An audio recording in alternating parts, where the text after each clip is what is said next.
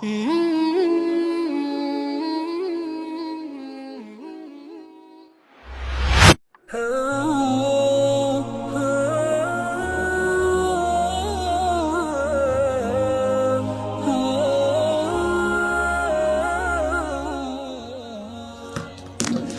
الله الحمد لله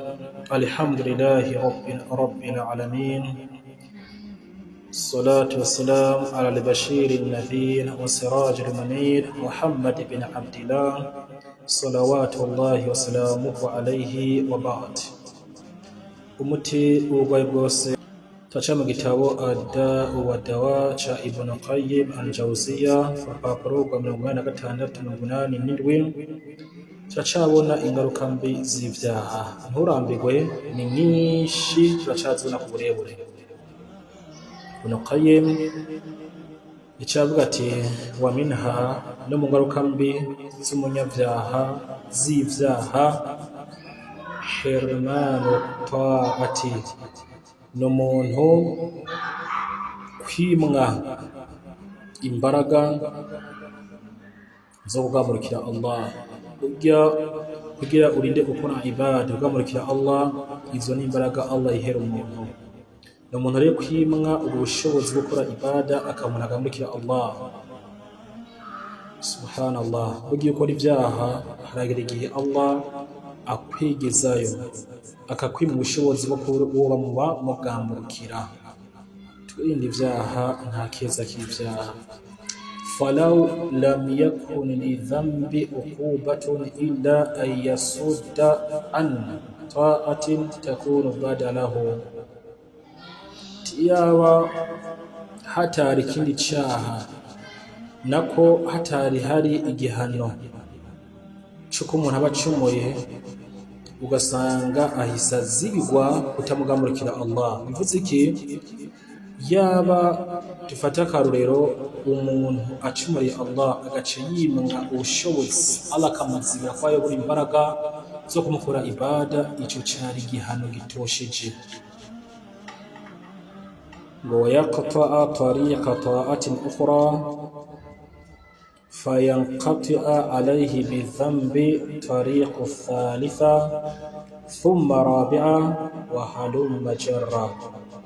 Sheikh akaravuga ati burya umuntu yacumura Allah usanga Allah amuzibira inzira yindi yobaye yo kumugamurikira Allah, akimwa uburyo n'imbaraga zo gukora ibada Allah akazizibira bivanikiye cyaha yakoze. Ugasanga aziwe n'indi nzira ya gatatu cyangwa n'inzira ya kane guco. Bivuze iki? Usanga Allah agena ziriya nzira ukozemo ibada. Nta musanga umuntu atanga afise za imani kuba adashoboye no gusenga gukora n'ibyo bitandukanye, kumbe n'ibijya byaha binakora mu Islam. Iyo ukora ibyaha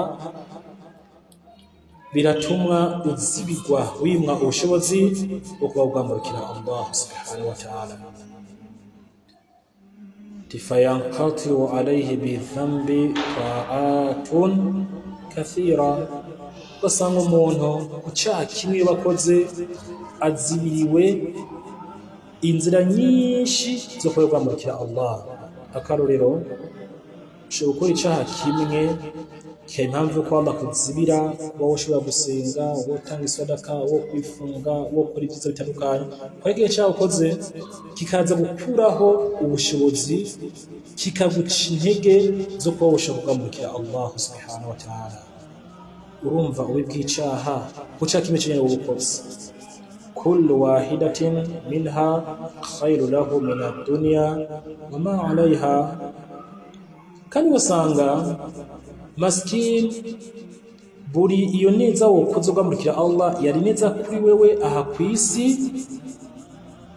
gusumbya ibiri mu isi byose. Ko bavandimwe, wallahi niyo yoba iraka imwe usenze kusenga Allah, iyo ni bora kuri wewe gusumba isi yose n'ibiremwe. Ugasanga rero ijya neza wokoze ari bora kuri gusumba isi yose n'ibirimo, izibiwe n'icyaha kimwe cy'ine gikoze. burya irakazibiri usenze izo ni bora kure gusumba isi khairul lahu min ad-dunya wa ma alayha. Iraka iyo wosenga karori irakazibiri usenga ni nziza kure gusumba isi yose n'ibiri hejuru yayo. Ibyo usanga rero zijya ibada wakoze byo gutambukira abakoze ari kwiza kuri wewe usumba isi yose n'ibiri hejuru yayo, birazibiwe kuri dhambi guca kintu cyo gukoze kuri Allah. Wallahi dutinye ibyaha ni ikintu kibi, ibyaha biraguca intege ku buryo bwaho ubura n'ingufu za ibada, ugasanga wibereye imbata y'ibyaha. Unyagona bango no kubatwa, yani kubatwa kuri imbata y'ikintu nta bikintu usanga cyaragufashe kugiba byaranze. Kuko rero uragarura vandira icyaha kimwe cyonyine kisha ko impamvu yuko inzira wochimuzo kwamburikira Allah zose zugagwa, ugasanga biriho ngaho atanga uvu zo gukora ibada wifitiye kuri icyaha cyose. Iri ndi byaha bisa shaho birati wa hadha karajulin akala akalatan aw jabat lahu miradatan tawila mana'atu min iddati akalat atyaba minha wallahu musta'an. Wallahi atamufana mwiza akarorero uyu mufana atanze ikamuzane mu rurimi rwacu gisho kwa utahura. Takarorero nk'ubu ni nk'umuntu yorya akarya ifunguro iryo funguro ariye ari funguro yategetse kuba yorya kugira iki abantu yagira amagara meza. Iryo funguro mu gihe wananya rifata iryo wanarimo kubaho neza bize neza, ariko iri funguro astaghfirullah ni nk'umuntu yogifungirwa iryo funguro ariye rigaca rimuzibira kuba yofungura amafunguro meza yori ibihe birebire ku funguro imwe ryonyene kugira bitahura iki cishije mu nzira bugufi. Ni nko kurya ikintu kimwe kuryoboka kijya kikaza kuzibira ibindi bintu woyiriye kirekire kare gufite ifaida ndende cyo mu nzira hafi. Niko kuko ukoze icyaha kimwe kare kikozo ryohe urumeze ko ryohe kikaca kikuzibira koronka ingufu zo gukora ibyiza byo kusho neza ibihe byose haba kwisi haba mu habeje ku musime, ugasanga uritishije icyaha kimwe cyonyine.